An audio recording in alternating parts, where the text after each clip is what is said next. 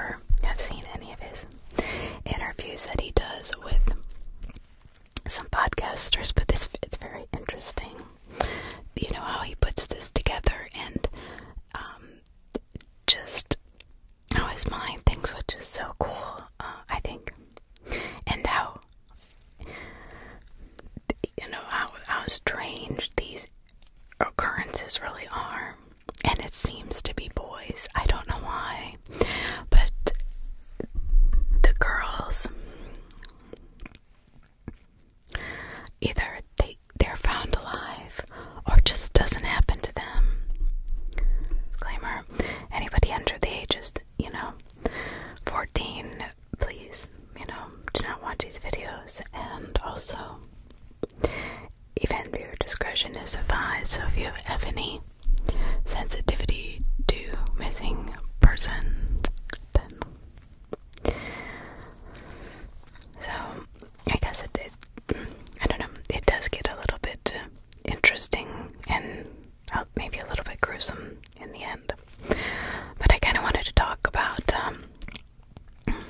Dior.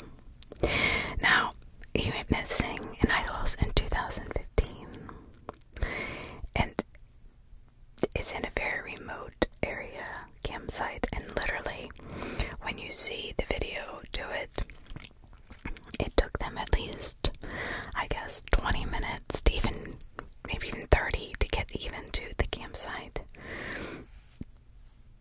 And they had 4 people with them, 4 adults. You have the mother, Jessica, the father, Dior Sr., and the grandfather, and then a grandfather's friend, Isaac, that are all on this fishing trip that they decided to go on last minute. So they're out in literally the middle of nowhere. I mean, there is a flat piece of land, and then it kind of goes down to the stream, and it's, pretty rough, and slippery down to the stream, but apparently it's good trout fishing, and the grandfather kind of has dementia, and they wanted to go with him because they know that he used to like that spot a lot. So, what happened on that day that little Dior went missing? Well, the Kunzes get in late the night before, so they set up Grandpa in the camper. They actually sleep in the truck, the mom and dad and Dior, and then Isaac has his own little space to sleep in. I mean, it's pitch black when they get there, so when the sun comes up, I guess they realize that, like, Jessica was saying how remote, the mother was saying how remote it really was. And so, they didn't feel unsafe at all. So, July 9th, 2015, they slept, they got up, they said around 8 o'clock, 8:30, and by the time she had gotten up, the mother, Jessica, little Dior, and Dior Sr., and everybody was up already. So she had actually had to go to the store, and I guess Isaac and the grandfather, they had gone fishing already and had shown little Dior all these trout that, they had caught. And Dior was so impressed that he wanted to go. So he said, well, let's go to the store. I've got to get some things. I guess he got some candy and feminine products and, beer or whatever, and just some, normal things. Got gas. Come back. And this is when, the Isaac, the grandfather's friend, and the grandfather are sitting by the campfire, kind of up where the campground, where they're all sleeping, is. And then Dior the parents want to go fishing,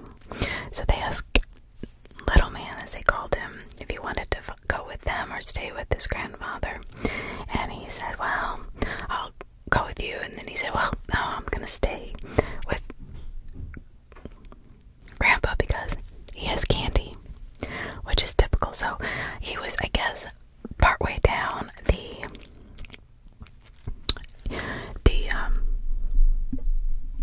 trail when he said that. Not too far, but he said, okay, well, I'm gonna stay with Grandpa. And she said, okay, that's fine with me. And so she looked back, and Dior started walking towards Grandpa. The mother and father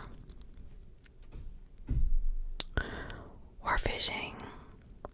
They were down there a little while. I guess Isaac had come down there, and he had, he was fishing down the way, and he was catching fish, and so they had kept an eye on Isaac the whole time. And apparently, when they start walking back, an hour or so later, they looked at her father and said, where's Dior? Where's little man? And the grandfather said, I don't know, he was right here a second ago. But it could have been, half an hour, 10, 20 minutes, who knows? This is kind of an odd case because it was interesting, I watched like 6 different videos on this, and in one of them, the interviewer asked the townspeople, what do you think happened to Dior? Do you know about the missing kid? And they're like, oh yeah, the parents did it. And everybody seemed to respond like that. It was really a strange thing. And yes, I can see how people got the wrong idea about Jessica. She's very insecure, like she's the quiet one, and the father's more of the talker. She, I don't know, they had been accused of doing drugs, and they had been accused of not paying their child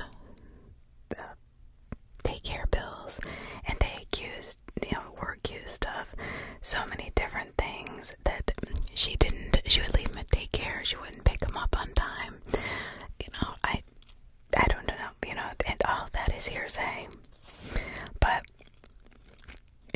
there are reports saying that she was not a very good watcher of Dior. Every parent parents differently, and I think, we have to understand that, especially when your child is at daycare and say you've got groceries that you want to run and get and it's getting late. You're going to go run and get them and maybe pay the extra fee, right? I could see that happening. Her sister said she was a great mom. I mean, they all miss Dior. She misses him. They didn't, I guess they turned down in an interview with Nancy Grace and also an interview with 2020, which, when you have a missing child, I think that you want to get their name out there. I mean, that's what we're doing, is getting the name out there. If people heard anything, saw anything, to please come forward, call a tip line, call Crime Stoppers, call missing children, get online, make a report, right? But this is an interesting, and still is very interesting, because there's no blood. His shoes would have been knocked off, because if he was taken by an animal, he was 2 years old, he could have been taken by, a large bird of prey. 30, 40 pounds is not all that much. I mean, but his shoes would have fallen off. Or if he was pulled away with, there have been skid marks, track marks, something, there have been blood. And that is like this with a lot of these kids that disappear. They say it's an animal or something that took them. However, there's no blood. And if there is blood in some cases, it's not animal. Or, I'll get to different cases tonight, but, there would have been something. I mean, they looked for days for Dior. However, what I did kind of find strange is that Isaac, the friend of the grandfathers, and maybe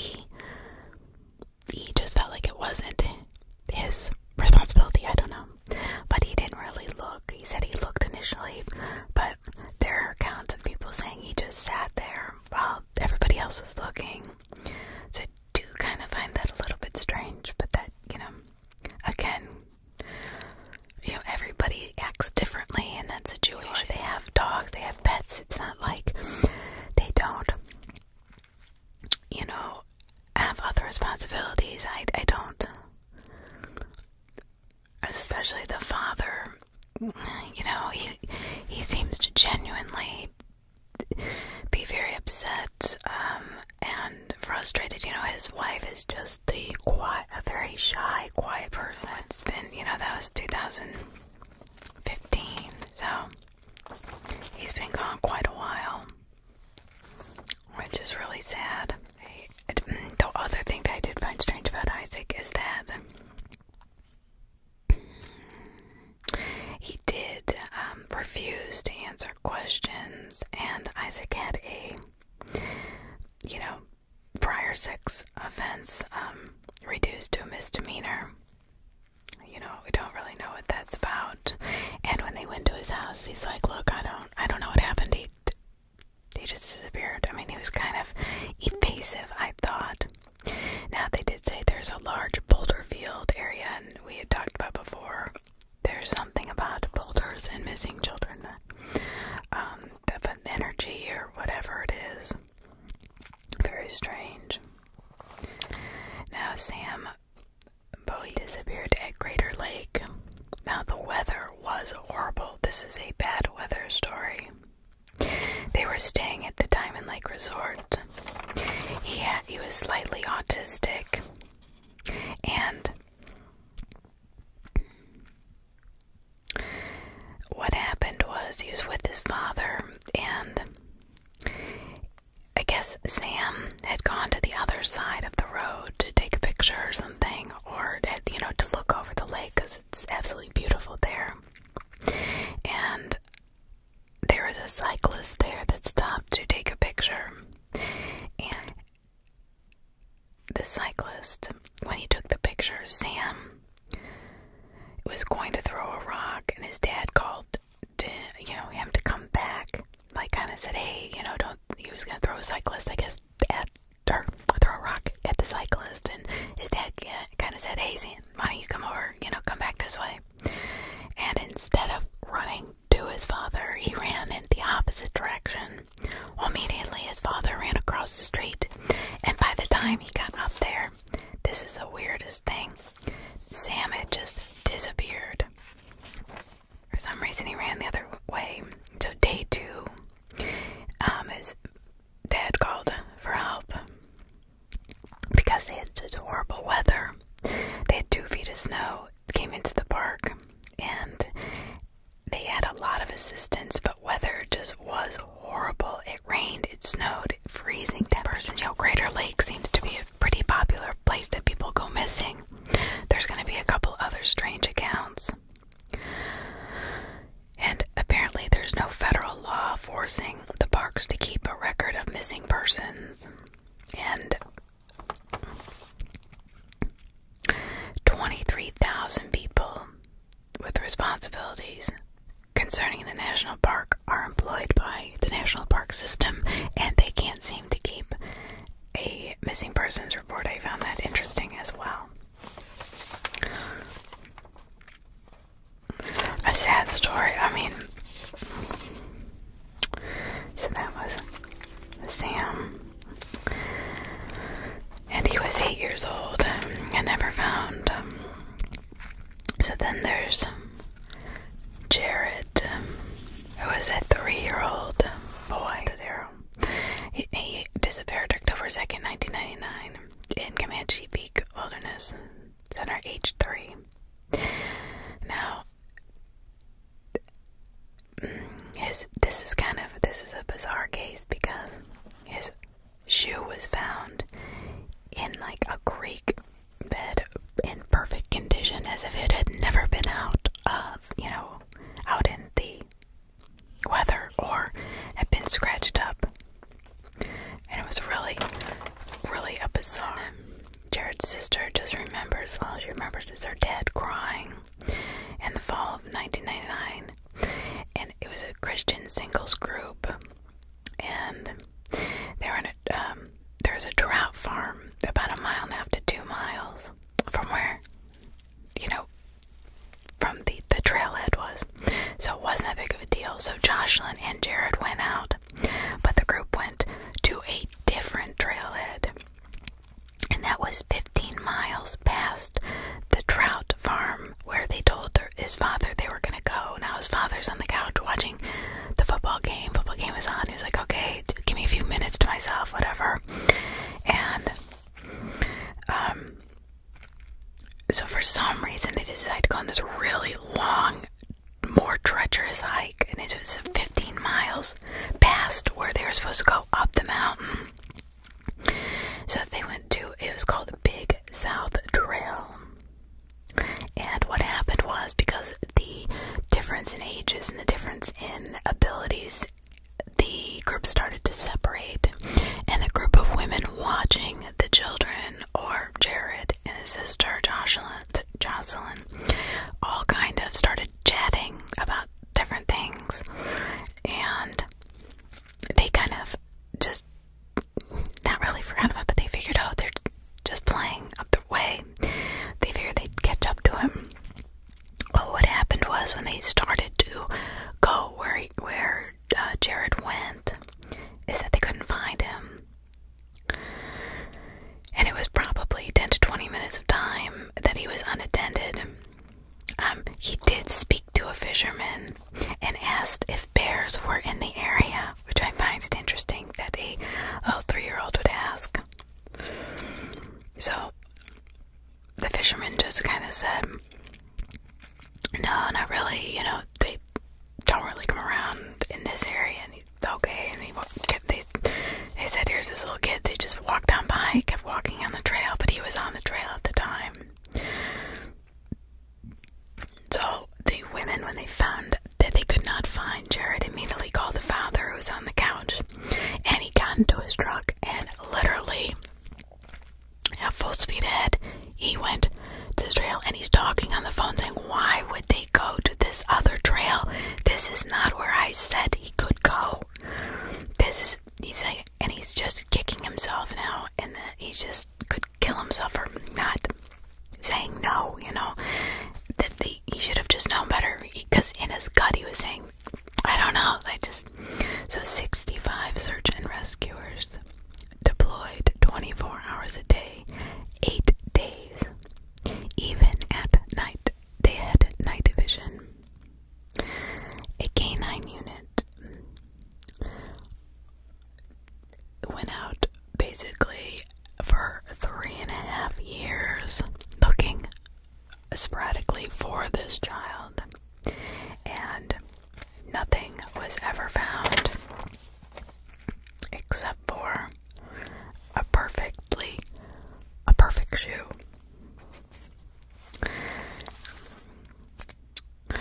Rob Osborne was a hiker. He was hiking in that area, the same area that Jared was, and his sister. And he found clothes of Jared, and he said where he was hiking, there's no way he could have walked there on his own, being only 3 years old at the time. The units searched that area.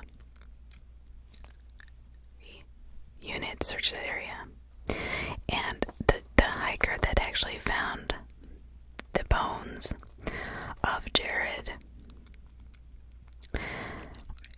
said there's just no way he could have done this on his own.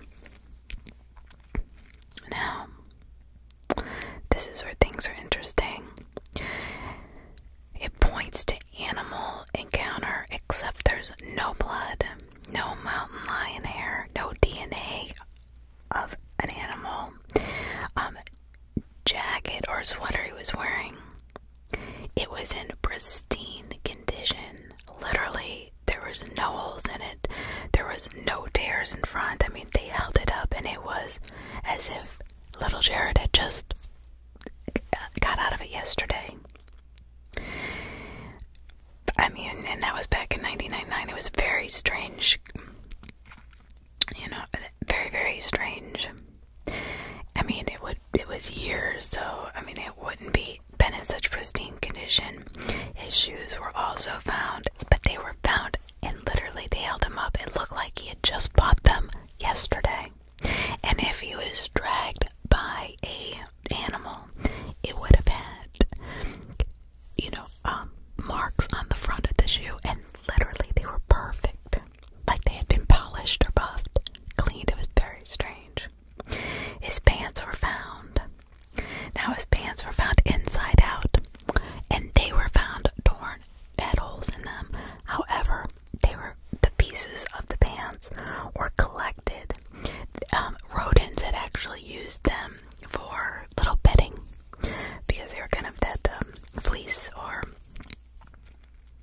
material that sweatpants are made out of. So that was, nobody takes off no mountain lion's gonna take off somebody's clothes inside out, right? And they're not gonna care about leaving the shirt, and he would have probably grabbed him from the stomach. That's what all the experts were telling them on the show. So did not happen to him, and there was no evidence. It was really, that's a very strange encounter. And they gave a fact. Since 1915, only 14 fatalities from mountain lions. Until now, today. Only 14. And this is 2021, I believe. So, we can rest assured that it was not a mountain lion. But why were his clothes so perfect? Why were they in such a perfect condition? Why were his shoes in such a perfect condition after all those years? The case about Bobby Bissell. He was 10 years old, and this is interesting. This was in 1958, August 15th. He was in Rocky Mountain Park at this Rocky Mountain. It was a camp. It was a boys' camp back then in 1935, and it was a chapel for kids. It was called Camp St. Malo. And this little boy, Bobby, was partially deaf, and he was down fishing by the stream, but everybody, he had told the counselors where he was going to go, and one of the counselors who knew that he was down there went down there to get him and said, okay, come on, Bobby. Got his attention, and Bobby picked up his stuff and started following him. So the counselor just turned around and started walking, knowing Bobby was walking behind him. And literally, he turned around 2 seconds later, and Bobby was gone. Now, he's not a baby. This is a 10-year-old child who, even though he was partially deaf, could see fine. He would have followed the camp counselor, right? Well, he didn't, and literally, he just disappeared. Within seconds, the counselor said. They searched 200 square miles. They had tons of searchers, 200 searchers, equestrian and teams. They had, all of these volunteers. It was a nine-day search for, literally, the camp counselor said he was walking right behind him. He turned around and he wasn't there, and it was seconds, he said. It just disappeared. So here's the weird thing. So all of these they're searching 200 square miles, and there's 200 searchers, right? 1 year later, counselors that were there, they find his remains 2,000 feet higher. But it was like as if he turned off from the trail and went straight uphill into a field of boulders. And then his remains were in a ravine only a few miles away from the campsite. He couldn't have gotten lost. Remember, he's 10 years old now. And he was following the counselor.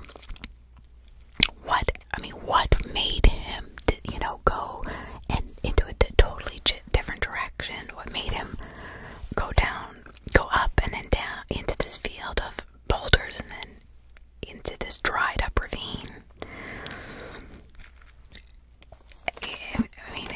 And again, and they find him a year later, but the campers, the camp counselors, these searchers,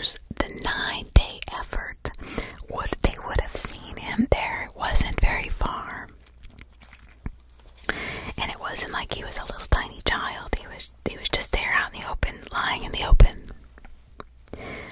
That one kind of gives me the chills. Because, I mean, they all do, but that was, he was older.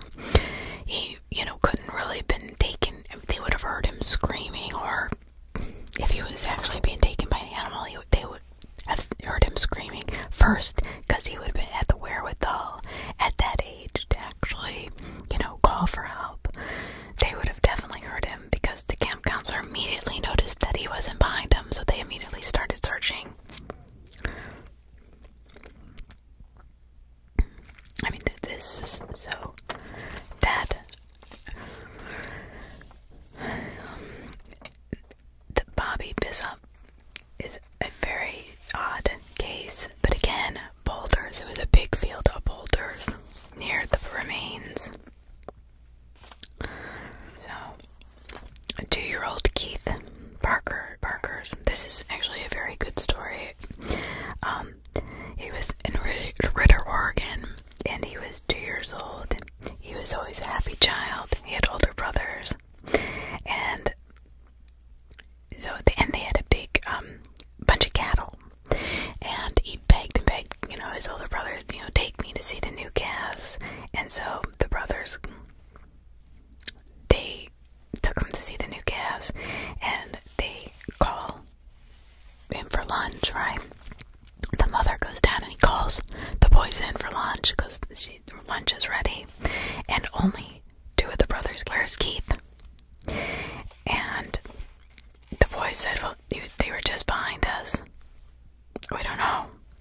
So Keith, the youngest, tracks were found 3 miles. And they keep looking, and,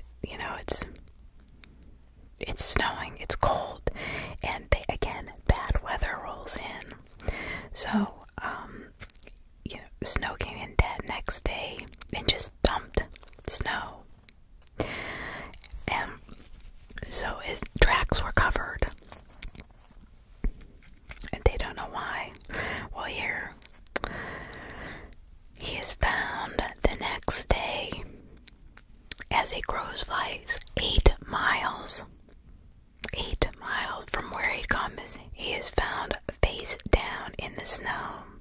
His father, standing 100 feet from him, turns and just sees him and runs to him, picks him up, and grabs him, and he's still alive. He makes some noise, so he actually is recovered. And he is found. His pants that he was wearing was ripped. He had gone through barbed wire fences and traversed the mountainside for actually 12 miles. Now, as a crow's fly, he was found 8 miles from where he started, but a 2-year-old child actually had to traverse across. He couldn't go straight up, so he actually walked 12 miles. That's crazy. So here, the neatest thing about this was that Keith Parker's is still alive today, and so are his parents. Because he's picking up this little shirt that he had on, and these pants, and the shoes, and he was telling about how he does not remember anything about being there. He doesn't know what pulled him away. He's found completely naked too, in the snow. So he had spent the night in the snow completely naked, and he doesn't know why he took his clothes off. And he's saying, as an adult, he's sitting there, which is really neat. It's so nice to have a surviving child and to hear their story, but he says he remembers nothing at all, nothing. Now, one thing that David Paulides says is that he called the team that recovers lost hikers in the Andes Mountains, and he asked them, he said, do you ever find that your hikers take off their clothes from hypothermia? Because that's the biggest thing, is that everyone's saying, oh, they take off because they feel like they're hot,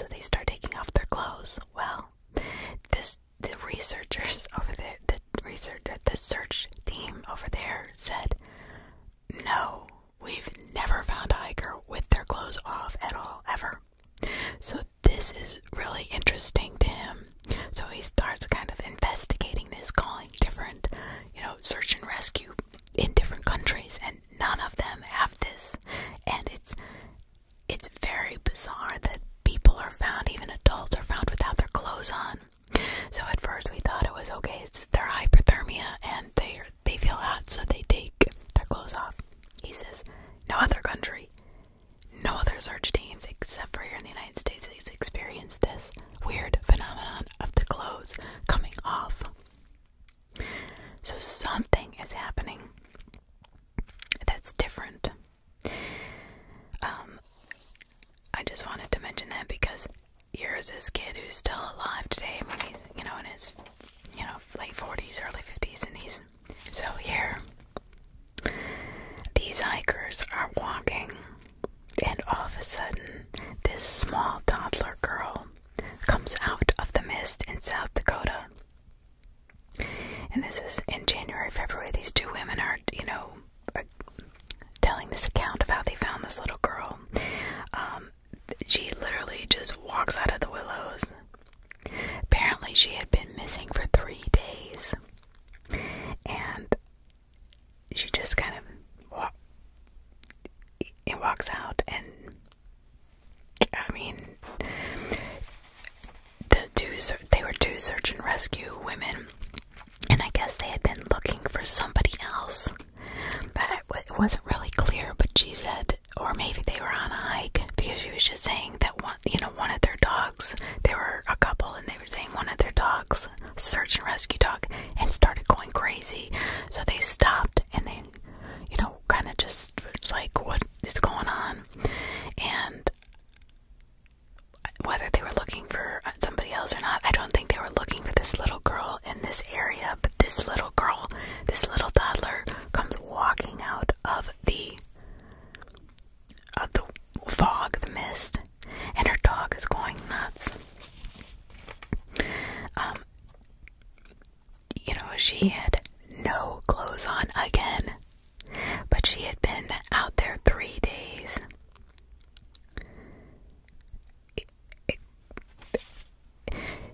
The searchers said they had never seen anything like it. I mean, this little girl was completely naked from head to toe, and she had been out there in January in South Dakota for 3 days. So what they think happened, either a coyote or a wolf took the girl in because she walked out of the mist completely naked and unharmed, not a single scratch on her. Now that's interesting, because here's another thing. We think that all these animals are killing these, kids, but it's not. I don't believe it is. I think that a wolf or a coyote would see a baby as not a threat. I think they would take them in and protect them, and maybe even guide them to a trailhead. I mean, they're not stupid animals, especially dog. That herd mentality, or that pack mentality. They're very, very smart. Like wolves are super smart. So that's, the only thing that these, women could surmise that happened to this little girl, how she lived in, South Dakota in the middle of January, has got to be negative 15 at least on a warm day. So Charles, this is an older guy. He's like, I don't know, 35, 40.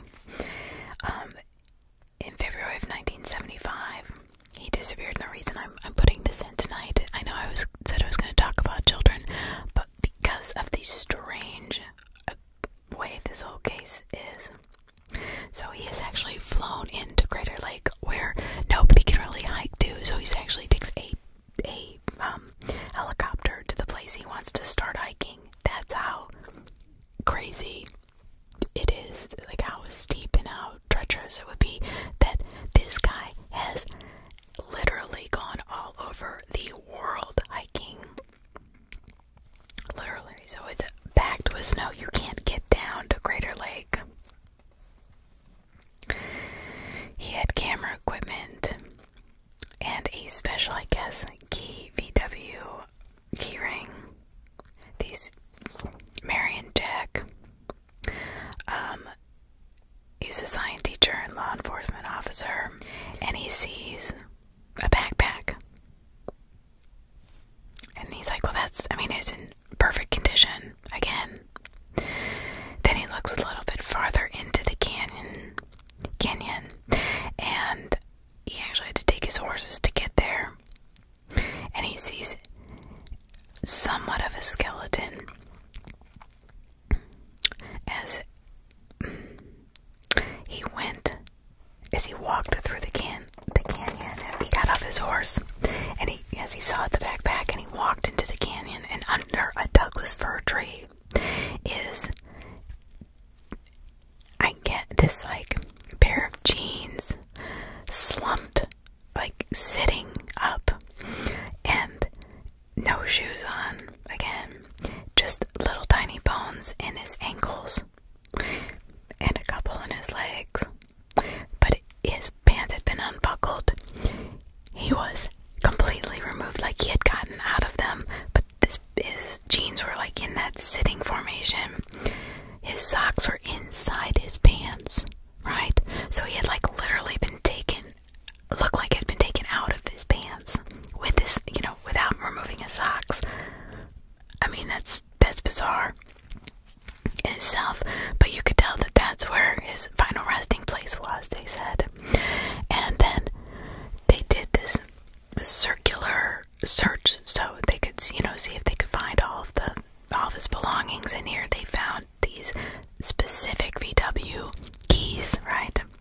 And just the top of his skull. That's why I brought this up, because it is so bizarre. He was obviously naked. He was in a part that nobody could get to, really. Like, even if he was flown in, right, and dropped off, he was in a part of the canyon that you couldn't even get to by foot. You had to take a horse. So, how did he get there? And how did he get there in the middle of winter? Well, nobody really knows. But when the guy who went to pick him up on the third day, literally 12 miles completely away from where anybody could possibly get, they never found, this is what they found. So, like I was telling you how his jeans were found with the socks still in them, tiny bones and one tibia was all they found. There was no boots, no camera, no knife. Now he had always took a knife, his camera, and I guess he was a photographer. And then his backpack was found with none of this stuff in it, but in pristine condition. A year later. And then they just found the top of his skull. Here's also the weird thing. So then they called the FBI in. They worked 4 days on this case, and said, no, there's nothing here. Nothing. They would not send any reports to anybody. I mean, they said, it's against his, privacy, or, privacy laws, or, what happened to him. Because he's in a place he could have never gotten by himself. He looked like he was torn out of his pants and his socks. There are just a few bones in his tibia bone found. I mean, those are like, the human body has a lot more bones than that. So, and if he was attacked by an animal, his pants were in perfect condition. His socks were perfect. I'm telling you, his pants wouldn't be sitting up against a tree, that's for sure. And there would have been blood. There would have been, some kind of, they don't eat when an animal attacks. I guess they were saying that it won't eat. Like if a bear attacks you, it won't eat you. It will just kill you. It's not gonna eat every morsel of you, except for leave your stuff to your skull, and then, a few bones. And it's definitely not gonna pull you out of your pants.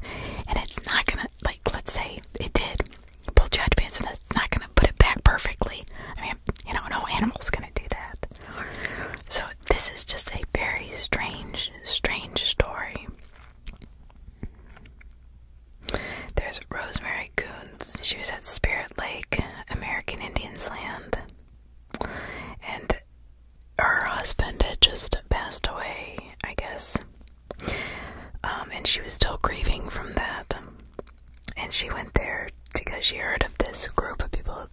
sing spirit dances. They kind of can, contact the dead on, the Indian land, sacred land, Spirit Lake.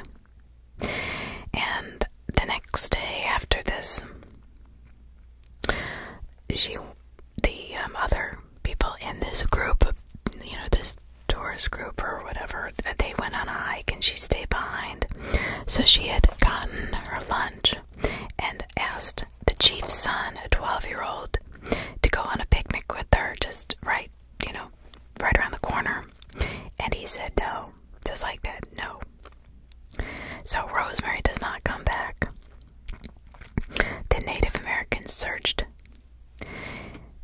in huge boulders. There's only one outlet. No dogs hit on her scent. It was very, very steep.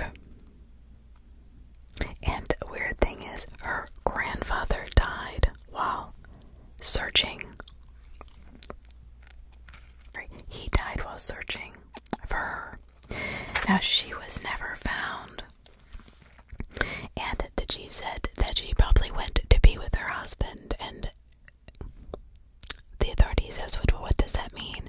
And he said, well, that's kind of a place where people go to connect with their loved ones that are deceased. And maybe she decided to go and be with them. That was his only explanation. He really did not have an explanation.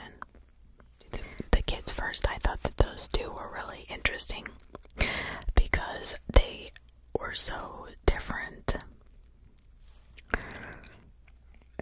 One was a very experienced hunter and hiker. He was dropped down, in the middle of Crater Lake by a pilot of a helicopter, and literally is found sitting up against a tree with just a few of his bones, and everything else is gone.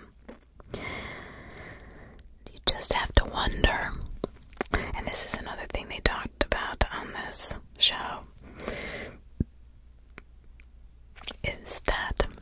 is it people walking into different dimensions? Is it the power of the weather that opens these dimensions? Is it something more sinister by the government that they're hiding from us? And I started thinking about that. And out of all the places that I have been, there is a place that we drove through and I stopped to get out of the car, and it had been an old mill town, or logging town. There was water that once ran through it, and I got out. And I guess during World War II they were doing nuclear testing there, and nobody lived in the town anymore because it wasn't safe, I guess. But I got out to take a few pictures, me personally, and literally these flies would bite me. They were like crazy flies in July. They were just biting me. I couldn't even get in the car. I couldn't believe it. They were just attacking me like crazy. Like if I had to stay out there, they would have probably eaten me alive. I'm not kidding. These flies were just all over me. It was weird.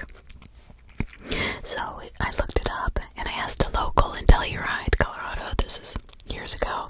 He said, "Oh yeah, that's down south. It was by Durango, I think it's called." And he said that he was telling me about this town being used as a place to test out nuclear weapons, and a lot of places out west are like that because there are such remote areas that they were doing strange experiments at the same time with, between the nuclear testing and the other testing they were doing, God knows what out there. Maybe they did develop some kind of strange animal/human too. That may be another explanation how this could be happening. So we've got a couple different kind of guess this was right. And I kind of believe in both. You know, they both have some, like with the children, it feels like it's more of a different dimension because they're more sensitive to that kind of stuff. But with the adults, it definitely feels more like they're being attacked by kind of humanoid people, you know, or animals, like part human-ish, part, I don't know. Look, my mind is open to pretty much anything because you never know what the government is doing. I do believe that. You know, I'm not really a